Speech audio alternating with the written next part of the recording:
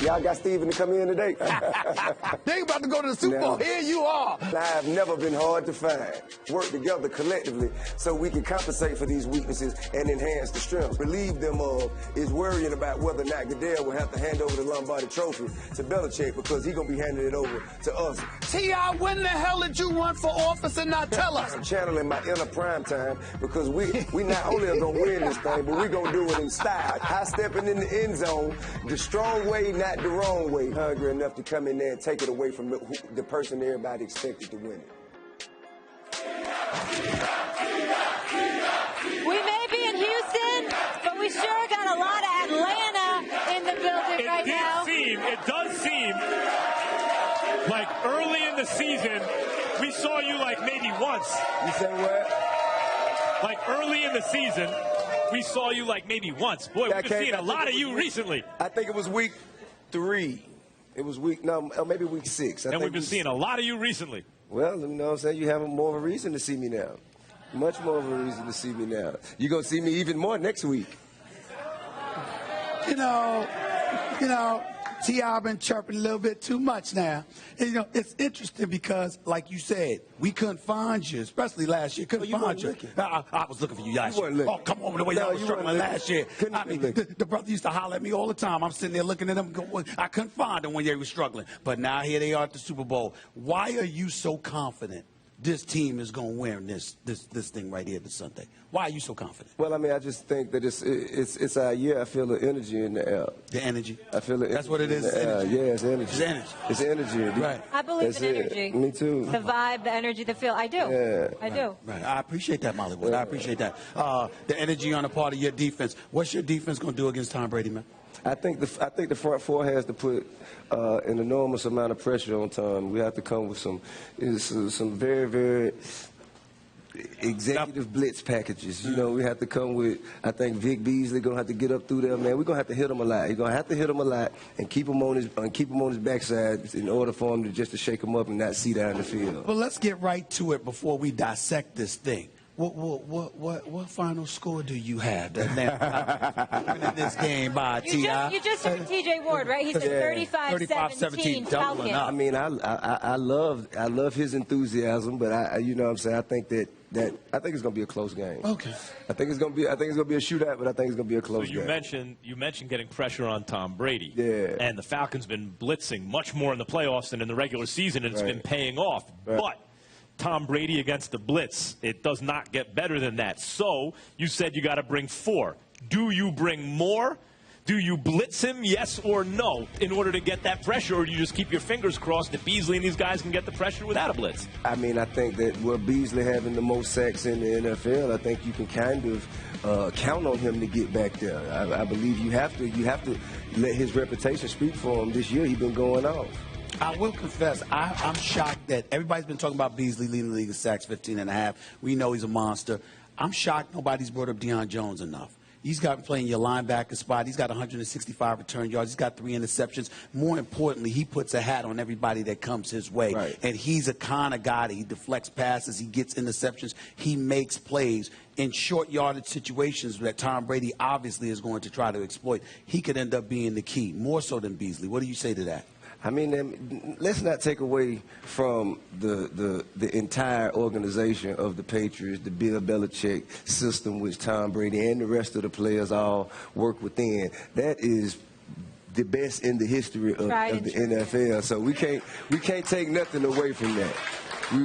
We can't do that. So whatever you can do to break down whatever their defenses are, whatever their strengths are, whatever you can do to break that down, you use whatever weapons necessary to get that done. And that's what we're going to do on Well, I must confess, I mean, you make very, very valid points. And in listening to your commentary and trying to dissect you over the last few weeks where you have been talking a lot about your Falcons, I said, let me go back to Tip and see the kind of stuff he usually brings up. You're very big on experience. You're very big on life experience. You're very big on professional experience. Absolutely. But it's amazing to me how that doesn't apply to you when it comes to this Atlanta defense built with a bunch of puppies on it, 21, 22, 23-year-olds all over the place going up against Tom Brady. You've conveniently ignored that. Why? Well, I mean, like I said, it's the energy. I feel Energy. energy. I feel the energy and the timing of the Falcons making it to the Super Bowl, and the team that they have together this year allows me to be confident. They may be young, but they're ready. Ooh. That sounded much better. She just sounded much better when she said. Thank you, man. Molly Wood just brought up Keith Sweat. Hey, listen. Yeah, see, on a serious note, though, you talked about the legacy, obviously, in New England. I mean, Boston, they have a parade nearly every year between those teams. What would this mean for Atlanta? It's incredible. It brings. What's your city saying now? I mean, my city's saying go.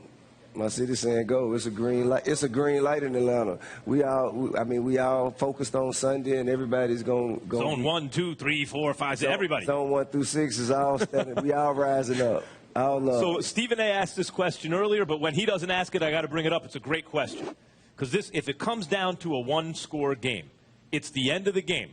Would you rather, this really speaks to how much confidence you have in your defense versus your quarterback, would you rather have the ball down the score, so it's in Matt Ryan's hands, it's in your offense's hands, or would you rather be up the score and Tom Brady has the ball in his hands? Now let me ask you this: are we talking how much time on the clock and where in the field? 2 minutes. 2 minutes. 80 yards. Yeah, you got to go. You got to go 75 yards nowadays. You got to go 25, right? Okay. I would go. You need a touchdown to win, not a field goal. Touchdown to win. I'm gonna go with Matty Ice.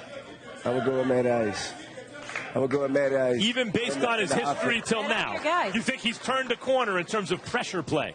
I think that, yeah, absolutely. Does that have something to do with what's happened to him, or just the offense is better? I mean, he has the most. I mean, I think he's having an MVP season. Mm-hmm. Okay, so if it's one score, it's a one-score game, and you got to drive the ball down the field to win the game.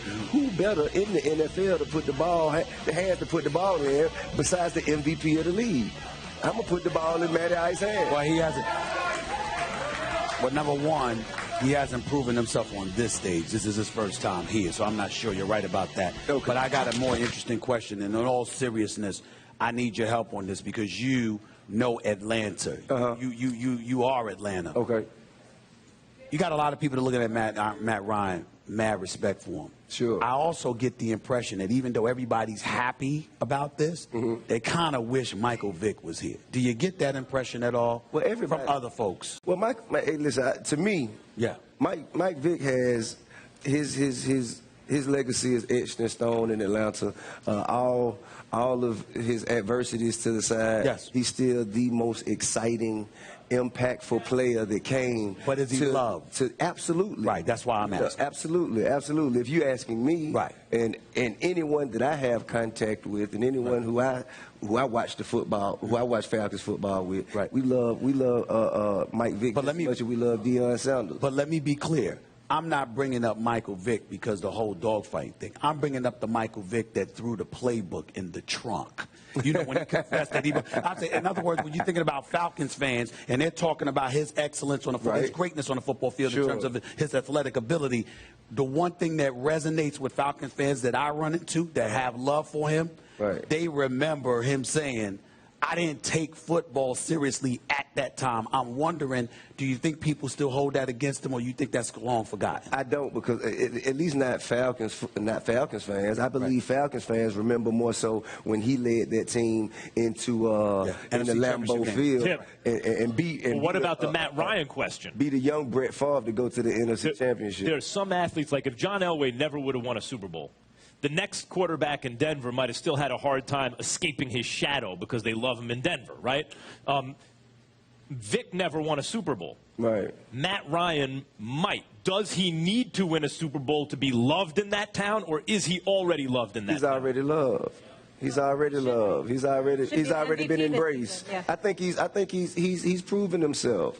I believe he's proven himself it's simply by making it here and having the type of Be season. winning the MVP. Exactly. I think that in itself is justification. I just want to be clear. So either way, we're going to see you next week. Absolutely. Either way. You know, I'm not sure about that. I'm not sure about that. No, he's a man of his word. He just said it. Wait a minute. I understand, but I'm letting y'all know right now, I got some detectives, I got some private investigators, I got people looking for T.I. next week. I'm telling y'all that right now. I'm not hard to find. All right, you say have that. my number. You say I do. You haven't texted me one time. I do. You haven't hit me one time. Not do this run. Not do this run. All right. And you all need to check out his latest EP, Us or Else. That is available right now. Thank you for being with us. We appreciate it.